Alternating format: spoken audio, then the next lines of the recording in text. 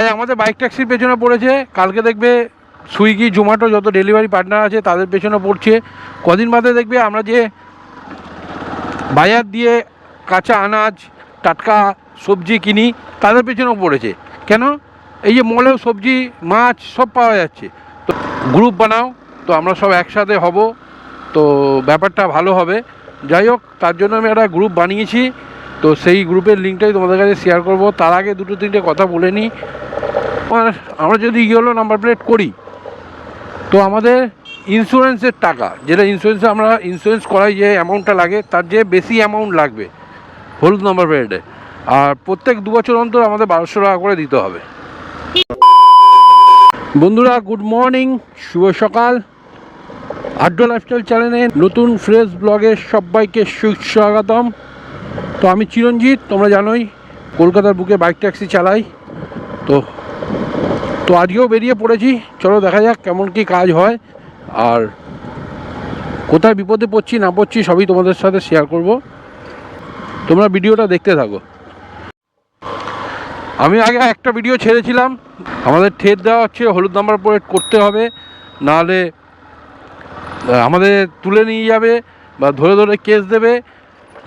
তো এই নিয়ে আমি একটা ভিডিও বানিয়েছিলাম। তো তোমরা অনেকেই বলেছিলে যে একটা গ্রুপ বানাও, তো আমরা সব একসাথে হব, তো ব্যাপারটা ভালো হবে।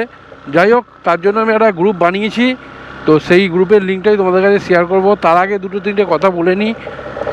দেখো, এই যে আমাদের চাপ দিয়ে ইয়েলো নাম্বার প্লেট করাতে চাইছে, এতে আমাদের কি কি প্রবলেম হতে পারে?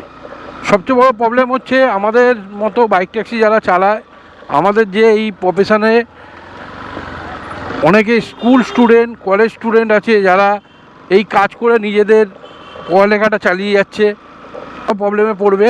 যাই হোক, অনেকে আছে এই কাজটা করছে কিছু একটা বিজনেস খোলার জন্য, তারাও প্রবলেমে পড়বে। অনেকে চায় না যে এই বাইক ট্যাক্সি আমি সারা জীবন করি, তুমিও চাও না, আমিও চাই না, কেউ চায় না।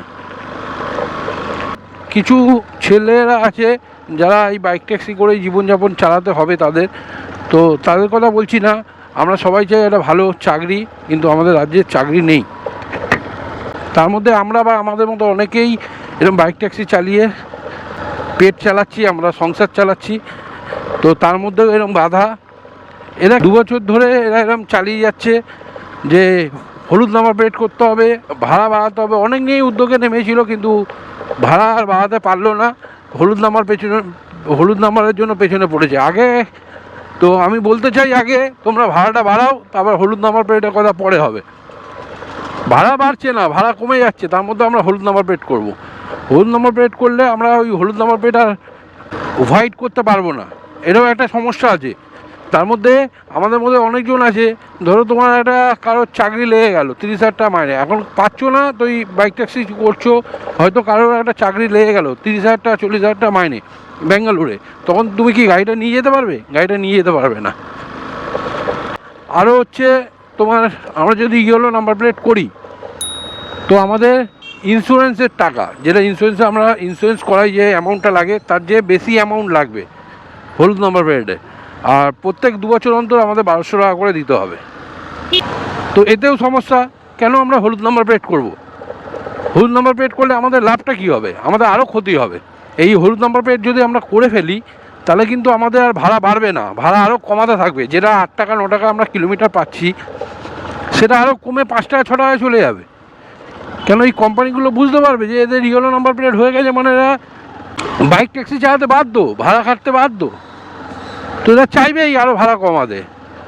তখন আমাদের আরও প্রবলেমে পড়ে যাব, আমরা এখান থেকে বেরোতেও পারবো না, এর মধ্যেই ফেসে থাকবো। কেন? আমাদের গাড়ি যদি ফেলে রাখি, তাহলে বছরে বছরে আমাদের অ্যামাউন্ট তো দিতেই হবে, ইন্স্যুরেন্স করাতে হবে, তার মধ্যে এক্সট্রা টাকা যাবে। তারপরে হচ্ছে এই 2 বছর অন্তর অন্তর 1200 টাকা, তো আমাদের বাধ্য হয়ে কাজ করতে হবে, তাই না? তো আজ আমাদের বাইক ট্যাক্সির পেছনে পড়েছে, কালকে দেখবে সুইগি জোম্যাটো যত ডেলিভারি পার্টনার আছে তাদের পেছনে পড়ছে। কদিন বাদে দেখবে আমরা যে বাজার দিয়ে কাঁচা আনাজ টাটকা সবজি কিনি তাদের পেছনেও পড়েছে। কেন? এই যে মলেও সবজি মাছ সব পাওয়া যাচ্ছে। তো এরাই আবার আন্দোলন করবে যে মলে এত টাকা 2 লাখ টাকা ভাড়া দিয়ে 1 লাখ টাকা ভাড়া দিয়ে মল খুলেছে, সেখানে ওরা ট্যাক্স দিয়ে এত কিছু মাছ সবজি ডাল চাল সব বিক্রি করছে, তোমরা কেন বিক্রি করবে না? এই নিয়ে আন্দোলন করতে শুরু করে দেবে। মানে একটার পরে একটা ধরবে তো, ওদের আন্দোলন করার জায়গা নেই তো, কিছু করার জায়গা নেই তো, কী করবে? এগুলোই করবে, শ্রমিকদের পেটে লাথি মারবে, আমাদের পেটে লাথি মারবে, এই তো চলবে।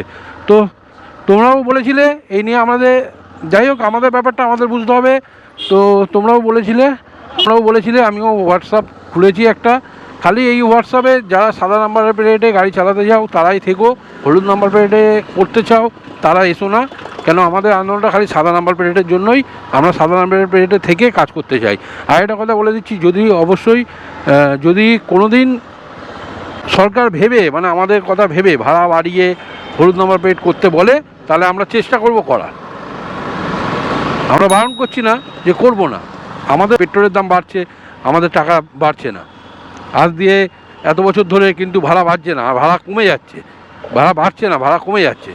তো আমরা সব দিকে দেখব, যদি সরকার আমাদের হেল্প করার চেষ্টা করে তাহলে আমরা অবশ্যই হলুদ নাম্বার প্লেট করব। তো যারা এরকম সাদা নাম্বার প্লেটের জন্য, কমেন্ট বক্সে আমি লিঙ্ক দিয়ে দেবো, তো তারা জয়েন করে নিও।